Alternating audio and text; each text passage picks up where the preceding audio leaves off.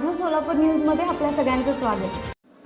महाराष्ट्र राज्यातील विधानसभा निवडणुकीनंतर राजकीय वर्तुळामध्ये कोणत्या जिल्ह्याचा कोण पालकमंत्री होणार याकडे सर्वांचे लक्ष लागले होते। शासनाने उपसचिव दिलीप देशपांडे यांनी याबाबत परिपत्रक काढत पालकमंत्री पदाची यादी जाहीर केली आहे। शनिवारी शासनाचे उपसचिव दिलीप देशपांडे यांनी याबाबत परिपत्रक काढत पालकमंत्री पदाची यादी जाहीर केली आहे।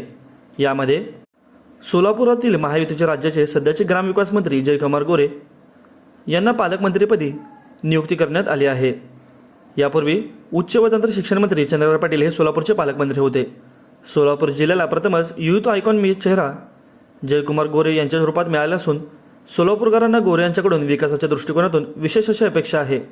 या निवड प्रक्रियेबद्दल विशेष क्षेत्रातील लोकप्रतिनिधी, सामाजिक संघटनेच्या कार्यकर्त्यांनी, शैक्षणिक व साहित्यिक क्षेत्रातील मान्यवरांनी नूतन पालकमंत्री जयकुमार गोरे यांना शुभेच्छा दिल्या आहेत।